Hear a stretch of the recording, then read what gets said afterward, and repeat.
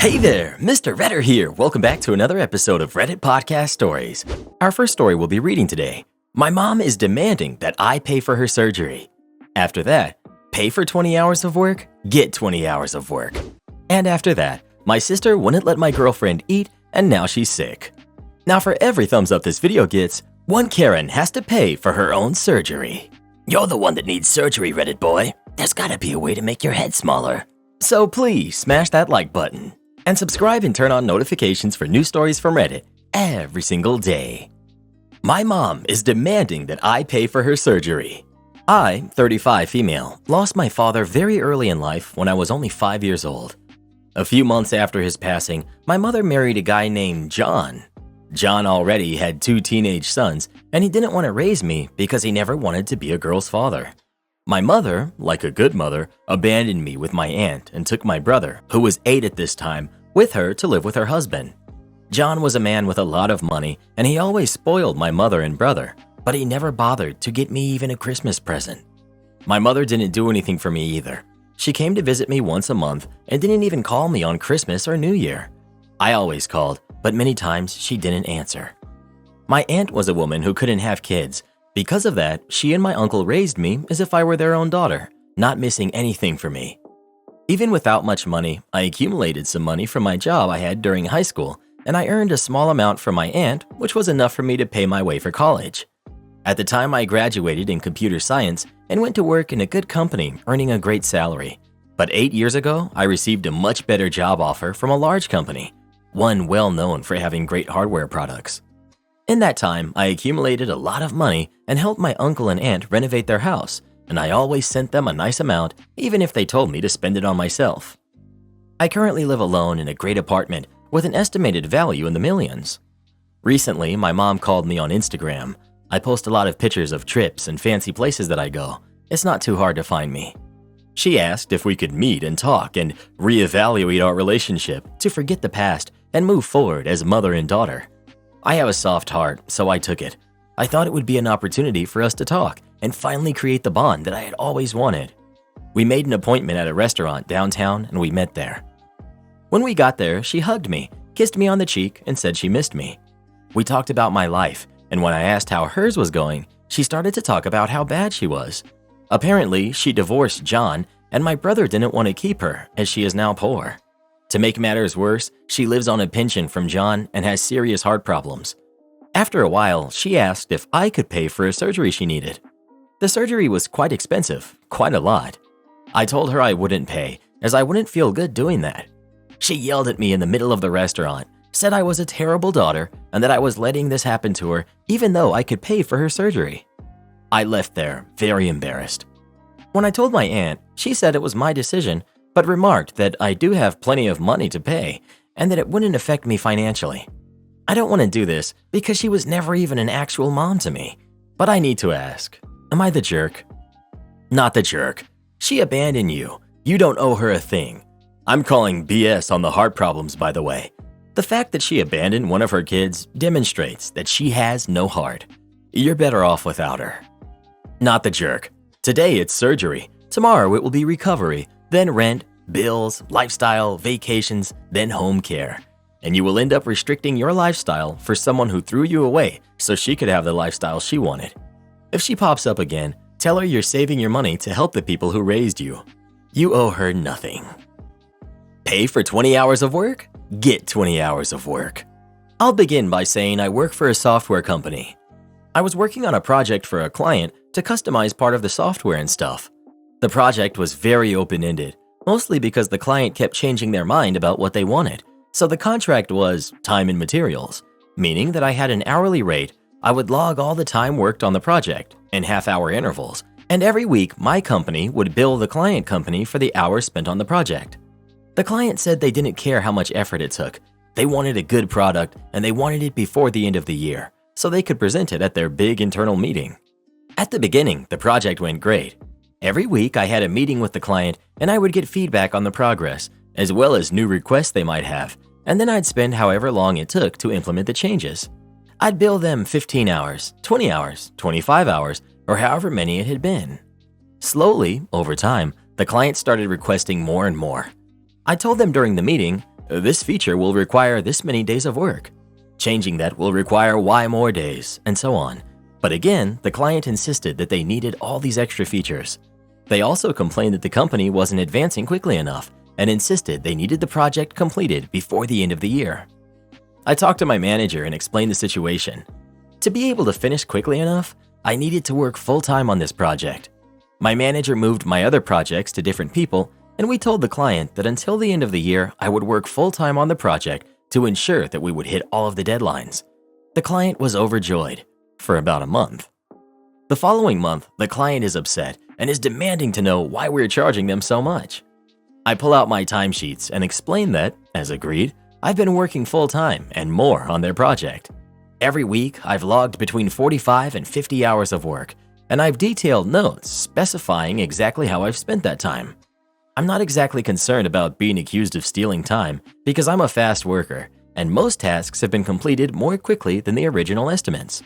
Besides, I point out that I'm now working twice as many hours as before, so it's costing the client twice as much per week. But I'm also completing tasks twice as quickly, and will be finished in half the time.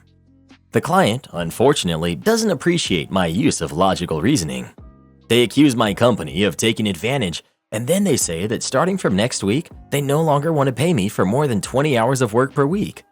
I tell them, sure, we can do that, but it's October already, and you want the project complete by the end of the year. Given the amount of work still left to do, I will need more hours to finish. The client doesn't let me explain and says that we're not to bill them for anything more than 20 hours per week. They will not pay us for more than 20 hours per week, and that they want this in writing or they'll cancel the entire project. As my manager says, of course, the customer is always right. This was an evil act of malicious compliance, so please read until the end before getting angry at my manager. He's a great guy. So my manager sends the client an email confirming that, starting from this date, my engagement with them will be capped at a maximum of 20 hours per week. He also attaches a spreadsheet of the estimated time to develop all of the new features of the project, how many hours I had spent so far, and how many hours I projected to spend to complete it. The client smugly acknowledges this. Before the end of the week, my manager gives me back my other project, as well as a new one. You see, at the time we were understaffed because we were growing too quickly, and we were getting more requests for new projects that we could handle. So there would have been no point in stealing hours from this client and upsetting them when we could take on a couple of new clients instead and bill everyone for the actual work and keep everyone happy. So starting from next week, my new schedule is 20 hours with the crappy client, 10 hours with client B, and 15 hours with client C. It works great for me. It doesn't work that great for the crappy client. At our next weekly meeting, one of the features they requested isn't ready yet. At the following meeting, I tell them we'll need to move the deadline for the next milestone by 2 weeks.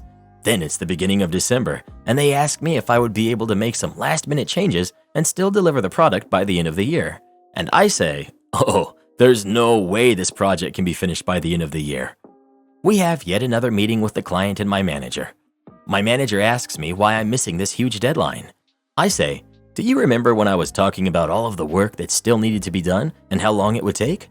In October, we estimated the project needed another 60 days of work. I worked 10 days in October and 10 days in November, because you said 20 hours max per week. It's going to take about 40 more days of work to finish the project. It's December. Even if I work overtime, there are not 40 days left before the end of the year. Manager is like, yep, makes perfect sense. Client does this shocked Pikachu face. They act like this is the first time they've heard about not being able to meet the deadlines, even though I've been telling them for weeks. Unfortunately, they're the kind of person who never listens to what they don't want to hear. At first, they wanted the work done quickly, so they didn't think that if I worked more hours, I would bill them for more hours. Then they wanted to be billed for fewer hours, so they didn't consider that I would work fewer hours on the project and things would get done much more slowly. Unfortunately for the client, who would like to pretend that we were springing this on them at the last minute, we had tons of emails to show we had told them well in advance. My manager's email back in October had even included an estimate of when the project would be complete based on number of hours worked per week. We were well and truly covered. Now for the fallback. The client kicked and screamed and demanded that I go back to work on their project full-time, or even that my company should provide a second person to help me meet the deadline at the end of the year. It's January and the project is still unfinished, so you can guess how well that went. Client had to move the big presentation of the new software and was not happy about it, and about having to explain it all to their own CEO. But we told them very nicely in corporate tones to buzz off. I was already scheduled to work on 2 other projects for the next few months, and it had been hard enough to put me full-time on this project the first time. My manager is not going to leave another 2 clients hanging, especially not to please this crappy client who keeps changing their mind and threatens to cancel their contract every other week. As a company, we do our best to keep the client happy, but there's a limit to everything, especially when someone goes out of their way to not listen when we try to explain how cause and effect works. My sister wouldn't let my girlfriend eat, and now she's sick. I'm 32, male. My girlfriend, 31, female, Anne, of 4 years, has a condition where if she's hungry, she has to eat something or a snack. Otherwise, she will become very sick and throw up. She's seeing a doctor about it. However, the doctor said it's hard to treat it, as it's her body's response from back when she was dealing with an eating disorder, which was before we started dating. In general, this condition is manageable, and she always has snacks with her in case she feels hungry, and both of us make sure that they're always available. A lot of these snacks are healthy, like dried peas, meat chips, fruits, etc. Last weekend, my sister invited us and the rest of the family for breakfast, as she had some news to announce. She lives in a country house quite a distance away from the shops. She has also asked me and Anne not to bring any snacks since she felt it was disrespectful and caused trouble with her kids. I reminded my sister that Anne has a medical condition and can't go hungry, to which my sister assured us there will be food when we arrive and it will be ready to eat. Last time it wasn't the case, and the food wasn't ready until 4 hours after, which is why Anne had to snack on her dried fruits. We agreed and arrived in the morning as promised to help my sister. Anne had some fruits for breakfast and coffee. There was no food available, but plenty of snacks like nuts, cheese, and fruits. So when Anne got hungry, and as she didn't have any snacks and the hot food was not ready, she asked my sister if she can snack on the cold food. My sister was not happy about it and started shouting at Anne, calling her childish for wanting to eat, and she can wait for the hot food since her kids are patiently waiting. I've reminded my sister that Anne has a condition and cannot go long times without food, but my sister refused to budge. As my car was blocked by my brother-in-law's car due to tight parking, I've asked him to move so that we can go to the shop and get something. But my sister said no, as she needs my brother-in-law around to help her, and we can just wait until the food is ready. Unfortunately, this delay caused Anne to get sick, so we had to leave soon after the food was ready, as she wasn't feeling well and started to throw up. My sister told me that we behaved like jerks and we ruined her announcement, and that Anne was clearly being sick for attention since she wasn't getting any that day. I've reminded her again about Anne's condition, what she said earlier about food being available, and said she behaved spoiled and her actions were harsh towards Anne.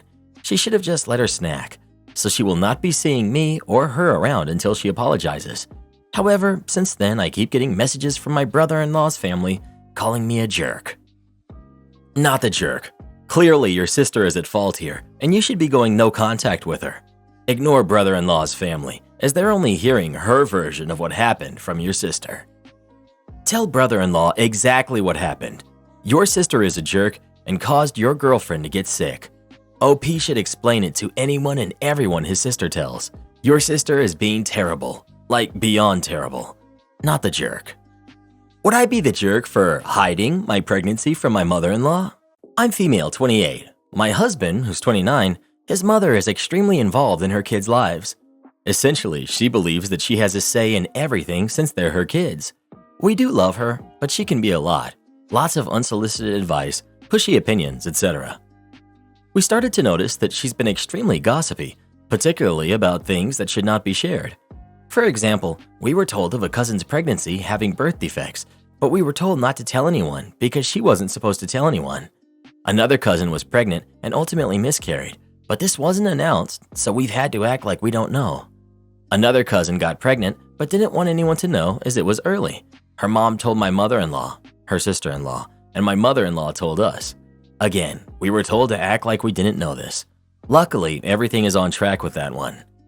I mentioned that I hoped that when the day came for me to announce my own pregnancy, she would not tell others, as it's something that my husband and I should enjoy and do ourselves. She said, "It doesn't matter, because no one would tell you, they already knew, so it would be just as special to you." I realized then and there that nothing we could do or say would prevent her from spreading the word before we were ready, and my husband agreed. Now we found out that we're expecting our first, and we're very excited. We're only 6 weeks into the pregnancy. I expressed a desire to not tell his mother until 12 weeks and that I'd essentially like to tell her and then post it online within the hour. He was okay with that plan. However, I do want to tell my 2 sisters and my mother and father. They're extremely supportive people, and I want to share this time with them. I would never worry about them telling anyone. He thinks that it would be wrong to tell my family and not his own, and his mother would never forgive us. Me, really. I said that his mother's inability to stop gossiping shouldn't prevent me from sharing with my family. I also said that he can tell his sister if he would like, as I know for a fact that she'll keep it a secret from her mom. She shared many of the same concerns. He said this is asking for problems because his mom will inevitably find out later that everyone knew before her. I agree that she will likely find that out, but I don't think that's our problem, and she should understand why we kept it from her. His father would never side with us to keep the peace, but definitely understands why we would do this. Would I be the jerk for hiding this from his mother, but telling others in our family? Not the jerk. Go ahead and tell your family. When your mother-in-law finds out later she was the last to know and explodes, just calmly tell her. It doesn't matter, because no one told you they already knew, so it would be just as special to you. Am I the jerk for making my son pay his own living expenses if he insists on his mother living with him in my house? My ex and I did not have an amicable divorce. I'll get that out of the way. When my parents decided to move to a retirement village, they passed their house on to me. The house is a 35-minute drive from where my son, Alex, 22 male, is currently attending school. To help him out so he could just focus on school, I told him he could live there while he's in school and just work part-time. I pay for the utilities, maintenance, property tax, etc. His car insurance, phone, and plan are already paid for by me. I had 3 rules for him. 1. Keep the house, front, and backyards clean and mowed. 2. Don't move anyone in without talking to me about it first. 3. He's responsible for his own groceries, gas, and fun money. Recently, I was in town and swung by the house to visit, and when Alex opened the door, he had that deer in the headlights look. No one other than my ex-wife visible down the hall in, I assume, pajamas. Long story short, she's been living with him for the last 4 months. She had to switch jobs and took a big pay cut. I knew he had been working on his relationship with her the last few years, but I didn't realize that much. My initial reaction was to tell her to get her crap and get out of my house, but not only had she been there since long enough it would require an eviction process, and I know she's spiteful enough to make it costly, but she isn't worth completely losing my relationship with Alex over by tossing her out. I had a talk with Alex. His explanation for not telling me when she asked to stay was that he knew I'd probably say no, and I let him know he was correct. She managed to get 2 years of free child support when both he and his brother were living with me full-time, so she's gotten enough help from me. Since he broke the rules and my trust, I told him with 2 working adults in the house, there's nothing stopping them from paying all of their own utilities, and they could pay the yearly property tax in lieu of rent, $3,600, versus the lowest rent for a 2-bedroom being $900 a month. I told him I expect them to take over utilities in the following billing cycle and figure it out among themselves and what bills were going to be in whose name. Alex has been calling and texting to get me to reconsider. He's gone to his grandparents as well, who have been on my case that I can't do that to Alex because it would cut into time he could dedicate to his studies, and he's just trying to help his mother out, which I should be doing instead since she's the mother of my kids. I merely think of this as a consequence of his actions. Edit to add, thanks for the feedback. I won't be selling the house. I plan on living in that house. I spoke with my lawyer and have an agreement being drawn up. The ex-wife is being given an eviction notice with 30 days to leave. She's gone one way or another, but my son will have the option of either signing and staying or going with her. Not the jerk. Your ex-wife, on the other hand, is a huge jerk for taking advantage of you and your son like that. OP, I suggest you call your son again, meet somewhere, and have a heart-to-heart discussion about all of this. Your wife is manipulating your son, and by making them pay for rent, you're portraying yourself as the bad guy in your son's eyes. It was very irresponsible of him to break the rules you gave him, but he's still young, so I suggest you talk to him privately. Explain what he did wrong and work on it. This goes beyond just him breaking the rules and needing to pay for rent. It's the mom manipulating him, and I feel like your relationship with your son might get damaged because of this. Good luck. Well, what do you think? Should OP let his ex live in the house or not? Please let us know. I'd install cameras around the whole house if I were him, then set off sirens in the house in the middle of the night and get her reaction. Want to switch sections? Okay. A couple of years ago, I was waiting tables at this restaurant in Jersey. This story took place during our slow season, and it was pretty competitive between all the servers. Every server wanted the better section and the bigger tables since our overall tips were lower than usual. We didn't pool tips. It got pretty cutthroat at times. I was doing okay financially, so I wasn't as money hungry as everyone else. I personally get time anxiety, so I hate being late to things. So if my shift starts at 5, I'm walking into work at 4:45 to get settled, then clocking in at 5 to get to work. My coworker, Kayla, however, had a different attitude. She would walk into work at 5 on the dot and clock in, and then head right to the bathroom to put on her makeup, which took her about 15 minutes. On most days it was slow enough that it wasn't an issue, but it still wasn't right. Call me old-fashioned, but when your shift starts at 5, you should start working at 5 and not apply makeup while on the clock while you have other duties to take care of. I've never had to deal with putting on makeup, but it just seemed to me that she should have taken more time while getting ready to come to work to put it on. I always let it slide because I'm non-confrontational, but it bothered other coworkers. However, management never got around to addressing it. One day, I walked in at my usual time, and as I clocked in at 5, I saw Kayla clock in as well and scurry off to the bathroom. I rolled my eyes and walk over to the host station where there are 2 people waiting. The host asked if Kayla was here yet because she was up for the first table in the rotation. I told her she was getting ready in the bathroom. The host rolled her eyes and went to tell her she was going to get sat. We all knew she was putting on her makeup. We weren't going to hassle her if she was on the toilet. I didn't hear the exact back and forth they had, but it took longer than I had expected. The last thing I heard Kayla say was, "Just switch my section. I'll take the next one. I don't care." So the host sauntered back at me with a grin saying, "You're up for this table. Want to help me set it up?" I'm confused. Set it up? It's only 2 people? Oh no, it's a party of 14. This is Mr. Moneybag's niece and nephew. The rest of the family is on their way. For context, Mr. Moneybags, not his real name obviously, but it would have been awesome if it was a very wealthy and well-known man in our area. He made his fortune in landscaping and then moved on to real estate. And believe it or not, he was one of the few affluent people in our area that wasn't an entitled jerk. Me and the host set up the table in record time just as the rest of the party arrived. Everyone began to sit down as I greeted everyone, and just as luck would have it, I gave Mr. Moneybags a handshake as I locked eyes with a dolled-up Kayla as she entered the dining room, and she realized what she had done to herself. The next 2 hours, I waited on my 14-top table as Kayla waited on 2 tops. She actually had a table not tip at all, which is awful and I don't condone, but in this particular situation, oh well. And of course, she kicked herself again when she looked over at my table's check and saw the fat tip I was getting off my big table. Oh well, get ready for work before work, not at work. Am I the jerk for wanting a vegetarian wedding? My girlfriend, Nina, 21, fake name, and I, also 21, are finally getting married this summer. Hooray! This decision has caused a commotion in itself because we are too young. We've known each other since kindergarten. We were high school sweethearts and know exactly what we want to do. One of those things is have a vegetarian wedding reception. Both of us have been vegetarian for years, and it just didn't make sense to serve our guests something we wouldn't eat. My mother, of course, has a problem with this, as her hobby is to criticize me. She thinks that vegetarian food is bland, and we will regret it when our guests go home hungry. She's also been wanting to be more involved in the wedding, even though she hasn't been this involved in my life since I was 4 or 5. Last night it came to my attention that she canceled our catering service and hired a new non-vegetarian one. It blows my mind how she was able to do this. After 2 exhausting calls with catering services, we got ours back.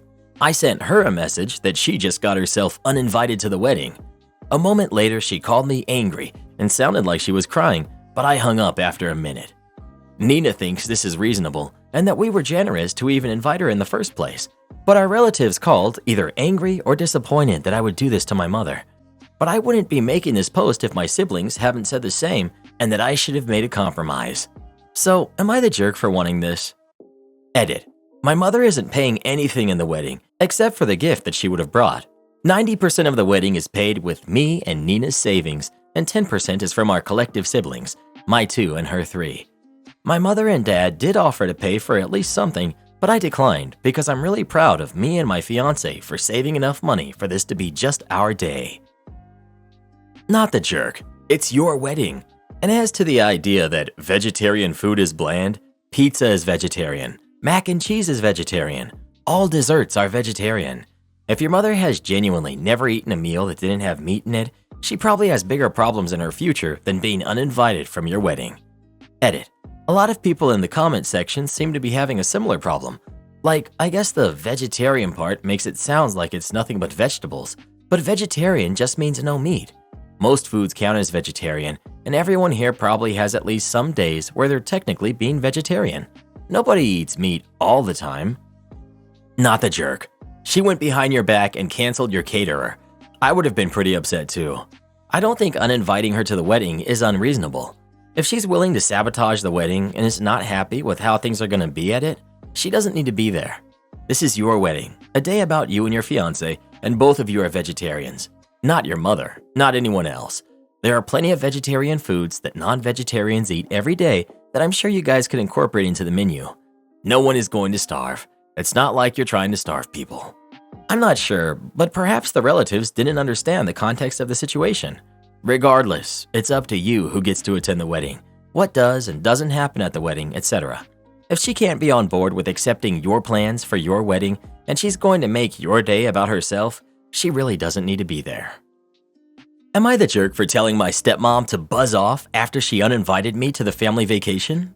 I'm 18, female. Not sure where to begin with this exactly, but when I was 13, my parents separated and my dad remarried someone who we'll call Sarah for clarity.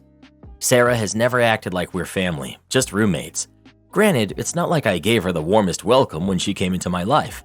I was a teenager and hurting because of the divorce. I often wonder if my attitude, and admittedly, accusations of being my life's downfall created such a divide I'll never be able to heal it. Anyway, as the years have gone by, we, for the most part, stick to ourselves. We chatted out at a family activity like bowling or whatever, but other than that, we don't speak unless she's telling me to do chores. I was getting ready to go to class when my younger stepbrother kept coming and getting in my way. For some reason, the little jerk thinks it's the funniest thing in the world to grab something I need while getting ready and run off with it. This is weirdly routine. I was putting on my shoes, and my little brother walks up to the kitchen table where I am. He grabs my laptop and runs because this sort of thing has happened before I immediately start running after him and yelling about how important my laptop is. When I caught him, I'm almost screaming. I'm tired of him taking my stuff when I need to leave the house. Sarah comes in and starts yelling at me because my brother has tears in his eyes. I try explaining he took my laptop, and Sarah knows he does this and usually takes my side on this. Sarah tells me it's unacceptable to blow up at a 12-year-old, and because I'm upset, I immediately say something close to, "He deserves it." Sarah then tells me that she can't handle having an adult so irresponsible as me around the house acting like this. She says that I can't go on vacation with the rest of the family this year. I blow up even more and tell her to buzz off and that she's never liked me to begin with. Now my dad and stepmom say I can't come on vacation for how I treated my stepmom. Am I the jerk? Not the jerk. Uninviting you from an entire vacation was really the nuclear option here. From the story you tell, I don't believe you deserve that. I'd be angry too. Not the jerk. I literally lived this life. You're a teenager and she's an adult. Anyone who expects a warm welcome from a teen who just had their life upended by divorce is both an idiot and a jerk. I know how painful this is, and it isn't probably much about Sarah, but more about your dad choosing her side. Your brother needs to grow up. Honestly, at 12, it almost sounds like he has some sort of weird infatuation. He seems too old to play a game like that. Unfortunately, you can't change any of it. Keep your head low, try to avoid major blow-ups, and focus on when you can move out. Apologize to Sarah now, not because you were wrong, but because it's the path of least resistance. Always take the path of least resistance with her. I promise, anything else won't get you what you want and will just be more painful. Trust me. Eventually, make the family you never had. Find an amazing partner and commit. Dig in. Give your kids what you didn't have. Am I the jerk for refusing to take a DNA test to confirm my fiance and I are not related? So I'm 27, male, and my fiance, who's 26, female, is adopted. She was adopted at birth and hasn't had any contact with her birth family. She read an article a few months ago about how a married couple who were both adopted Found out later that they were biological siblings 6 years into their marriage. Now she's worried that might be us, even though I wasn't adopted. I've explained to her over and over again that my parents have been faithful to each other, so there's no way that we're siblings. She still wants us to get tested in case there's an uncle or other relative of mine that got around. She knows what her mom did for work, and our families lived in the same major city. I think she's being ridiculous. I don't want to waste $200 on us getting tested. I don't want to have my DNA sitting in some database where it can be hacked into. I also don't want my data sitting on a website where anyone connected to my tree can find me. It weirds me out. I told her I wasn't comfortable with her getting tested either because who knows what skeletons her biological family have in the closet. I don't want her to find out that she's related to bad people and then be upset. I also don't want half of my future kids' genetic makeup sitting in some confidential corporate database. I told her all of this, but she still brings it up. I may have crossed a line today when I told her that she was being disrespectful of my family by indicating one of them may have abandoned their kid. She started crying and left. She's not answering any of my phone calls or texts. Her sister is calling me a jerk for saying mean things about her biological family. As far as I'm concerned, they abandoned her, so they don't exist to me, and I don't owe them any respect. On the other hand, they are genetically related to her, so maybe by proxy I'm calling her a deadbeat too. I still don't want either of us to do the test, but I have a feeling this isn't going to blow over. So, am I the jerk if I continue standing firm and refuse to get tested? You're the jerk. Dude, you could just go to your medical provider, explain the situation, and have them run a comparison. It's really not rocket science, and the results don't need to be sorted or skeletons unearthed, but it is an easy way to get the answer your future wife is after and settling her mind. As to the reasoning for the doc, we are thinking of having kids, and this is a valid concern that we are related. Please have our DNA compared. You're the jerk. I was going with not the jerk until I read your last stanza. That is plain mean, man. You're insulting her birth parents while even she doesn't know much about them. Her concerns are also quite more severe than yours. How could she be feeling safe and happy with you with questions like this lurking in her head? This will definitely not blow over. You'd be wiser to give in. Yikes. You're the jerk. Not because you don't want to get tested, but because you've said that she shouldn't, and pretty much everything else that came out of your mouth in the process of saying it. Not the jerk. She needs to seek professional help because she's being delusional. Support our channel by joining as a member today, and we'll give you a shout out in our next video. Or come watch this video next. You won't believe what Karen does in that one.